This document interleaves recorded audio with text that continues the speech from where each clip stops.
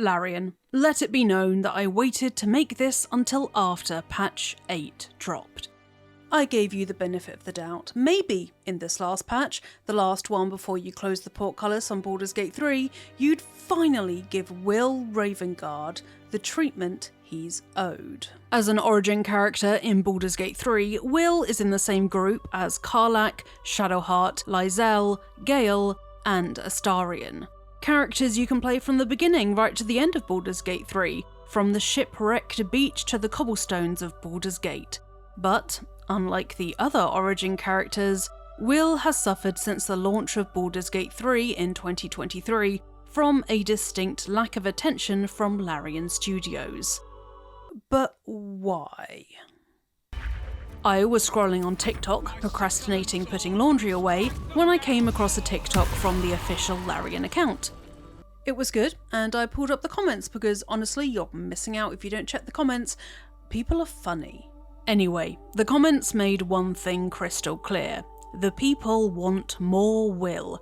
As I scrolled, no exaggeration, well over 100 comments, some with hundreds or thousands of likes, were pleading and begging for fixes for Wyll's dialogue, quests, more romance scenes with our folk hero, just anything to bring his amount of dialogue in the game up to the same level as the other origin characters. Thanks to a comment on these TikToks, I was redirected to Reddit, where the user Blue Suede Shoe had got forensic with it. They used a data mining catalogue to add up, to the second, the amount of dialogue each origin character has. At the top is Astarion, with 12 hours, 45 minutes and 37 seconds. Then it's Shadowheart, Gale, Lae'zel, Karlach, and last, with 2 hours difference, is Wyll, with 8 hours, 29 minutes and 3 seconds of dialogue. Wyll has over 4 hours less dialogue than Astarion, and 2 hours less than Karlach, the second last origin character. Well. But that's just one thing, right? No, I'm sorry. It's bad, obviously. I'm not going to defend a huge corporate entity, even if I do love Baldur's Gate 3 with all my heart. Out of interest, and because I'm a details-oriented arsehole who kills the vibe at any party, don't test me, I went back to Larian's TikTok to see if Wyll was put front and centre as much as the other characters from Baldur's Gate 3, because I was interested, honestly, always seeking a pattern. I went through every single TikTok on the account and counted how many times each character was featured. Featured include showing them in the TikTok itself as both the main focus and as part of an ensemble TikTok via gameplay or cosplay, that kind of thing. Astarion features 26 times, Gale 15, Lae'zel 15, Shadowheart 14, Karlach 11, Dirge 10, the Emperor 9, and Wyll 6 times, along with Halsin and Gortash. My problematic wife Minthara is last with 4 appearances. Get rid of the characters that aren't origin characters, those who have a fleshed out story, although I'll get onto that later, and Wyll comes dead last. He's featured literally half as often as Shadowheart, Lae'zel, Gale and Astarion, and almost Karlach. Even the TikTok about making pacts doesn't feature Wyll, nor the one about dancing. His dance moves are a fan favourite topic as he's got some snazzy footwork, so his exclusion here feels particularly odd. Devil's advocate, vomit, there is a way to explain this. TikTok has a viral element to it. Whoever runs a social channel is going to cater to whatever TikToks bring them the most views, as they'll be in pursuit of going viral. Viral equals exposure equals ad revenue, though you're watching this on YouTube, so I'm sure you don't need to be told how that works. Astarion brings in the most views, so it stands to reason that most of the TikToks are about him. As TikTok can be affected by this virality chase, I went to Larian's official website to see how often Wyll is featured in patch notes. To see what they're fixing, adding, tweaking, these patch notes somewhat show where Larian's priorities are. So, I read through the patch notes for patches 1 to 7 on Larian's official website. Adding up all those numbers, and the origin character with the most mentions is Karlach, then Gale, Shadowheart, Astarion, Lae'zel, and finally, yup, Wyll. With barely over 100 mentions in these patch notes, this data shows he's underserved in comparison to the other Origin characters. I love Baldur's Gate 3. Of the 22 videos on this very channel made about Baldur's Gate 3, I made 20 of them. My hours with the game across both PS5 and PC are way up in the hundreds. I don't want to be disappointed in Larian, who have made one of the best games to come out in recent memory, and have continued to support it 2 years after launch with bug fixes, patches, extra classes, and so much more. I don't want to criticise a game that deals with sexual assault in a sensitive and nuanced way that, as a survivor of SA myself, I haven't seen in other AAA video games. But if you love something, you care about it, and have a duty to hold it accountable, because you know it can be better. So seriously, what the f***, Larian? It's very, very difficult to look at all this data and come to any conclusion, except there is a pattern of Wyll being ignored by Larian. Many creators have commented on why Wyll might be treated like this, and I'm sure you can guess where this is going. Wyll is the only black Origin character. Other creators have more insight into this topic. I mean, just look at me. Daniel the DM in particular has covered Wyll and his treatment in Baldur's Gate 3 on his TikTok extensively, as well as deeper analyses of the game itself and general great D&D content. Commentary from Maria on TikTok informed this script and video, so please go check them and Danielle out. Dwayne Jenkins from Vice wrote a piece titled "Making Wyll White: Diversity, Exhaustion, Gaming and You" about Wyll's race in Baldur's Gate 3 and that horrendous mod that turns him white, which I also recommend the article, not the mod. I'll link all those creators in the pinned comment below, please go show them some love. Wyll's lack of content has been raised by fans since Baldur's Gate 3's official release, so it stings when other requests, like a kiss between Tav and Ascended Astarion, are patched into the game, but just addressing the concerns around Wyll's lack of content in comparison to other Origin characters is a step too far. Larian replies to comments on TikTok, but notably ignores any commenter who asks about Wyll. You can actually see me do a double take in these comments as I notice how many times the official account has responded to some, but not to others, kind of telling on themselves. So they must be aware in some capacity about their fans' concerns. All you have to do is acknowledge people's requests and make them feel heard. It's not difficult. And realistically speaking, our bar for companies doing the right thing is so low that doing so would probably win you some social credit points with fans. It's a pity that fans are being told by other fans to be grateful for what we already have, or that we don't quote-unquote deserve Larian.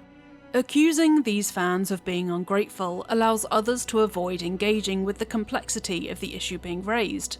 At the same time, they're dismissing and minimising their concerns. I am sure those who criticise Baldur's Gate 3 love the game and are glad it exists in many other ways. You as a consumer, and just as a person, are allowed to exist in the grey area in between praise and loathing, especially when you're providing constructive criticism. It didn't always used to be this way. Originally, Wyll was going to have a more satisfying conclusion to his storyline and character arc. Sven Vinker, head of Larian Studios, discussed what could have happened during the Secrets of Baldur's Gate 3 panel at the 2024 Game Developers Conference. Sven revealed that there was going to be a war college where the battle against the Absolute armies was being strategized using giant chess pieces. Incidentally, there's something similar in the Wormway, which might have been repurposed from this idea. Anyway, at this war college, Wyll was going to sacrifice himself in front of his dad, but that finale was cut. And in hindsight, this may have addressed the assertion that Wyll's character arc isn't as satisfying as the other companions. So, what did we actually get? Wyll's finale is weaker, in a thematic sense, than the other Origin characters. Spoilers will be dealt with later, but for now I'll be vague. His final big moment, as it were, comes about from a quest that kind of comes out of nowhere, not one that arises because of his past or personal decisions.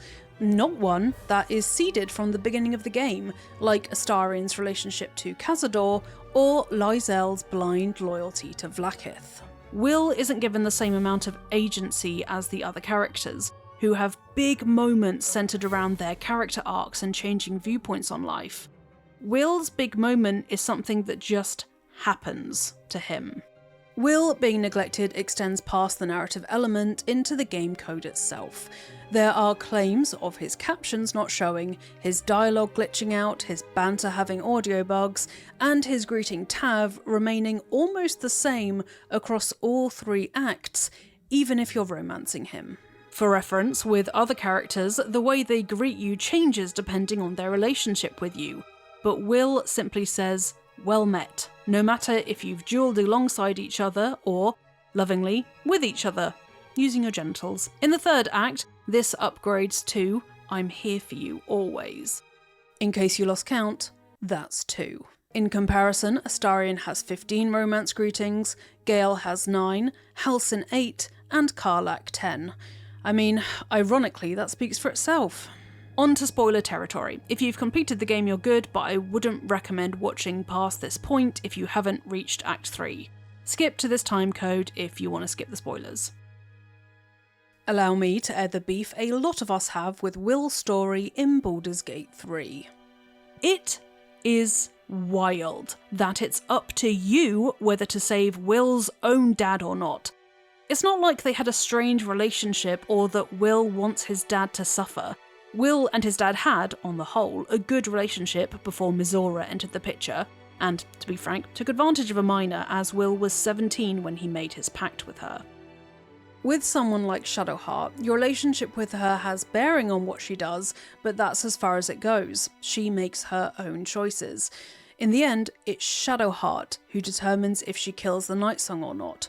So why is it up to me whether Duke Ravengard dies? You're telling me that Wyll doesn't get to make that decision about his own dad? Also, earlier when Wyll gets his horns, why don't we have a little chat about that? I talked to Shadowheart about her new hair colour, tried to make it so I could touch Karlach if I doused her in water beforehand, and that led to an interaction. But Wyll getting horns to mark him as a devil because he saved Karlach's life and defied Mizora, we don't get to reflect on what having horns might feel like to Wyll beyond one line, how it feels to look like the devils you've been hunting for years, and whether they may have been like him at all, the constant reminder that he's trapped with his patron. Okay. Then, in the Wormway where we face Ansur, arguably the coolest boss fight, I mean it's an undead bronze dragon, which has been sprung on us by either Floric or Duke Ravengard without being foreshadowed at all, making it feel completely out of place. Rather than this being a quest about Wyll and his history with Baldur's Gate, and saving it for the 2nd time, this fight is made about the Emperor and Ansur. Wyll has to share this big narrative beat, which doesn't make sense. Balduran is one of Wyll's heroes, and in the Wormway, the tasks you have to surmount to get to Ansur have been created by Balduran.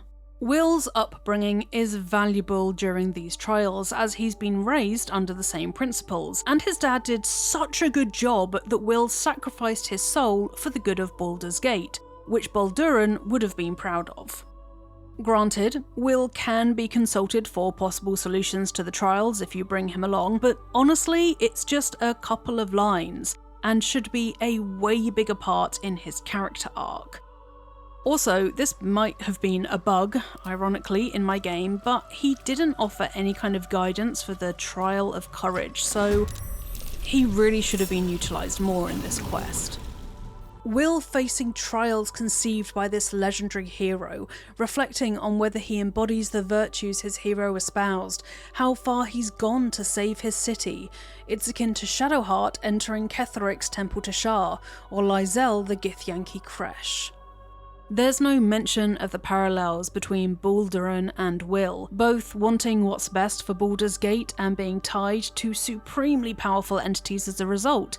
The eventual corruption of Balduran, and how that might make Wyll feel, as his good intentions are what trapped him in the pact with Mizora, which could have resulted, or did result depending on what you did, in him murdering Karlach, who, incidentally, is going through something similar to Wyll, wanting to be free of Avernus and Zariel. I am not a developer, nor am I someone who has to organise studio time, audio equipment, writing, coding, or calling the talented and very willing Theo Solomon to come in and record supplemental material for Baldur's Gate 3.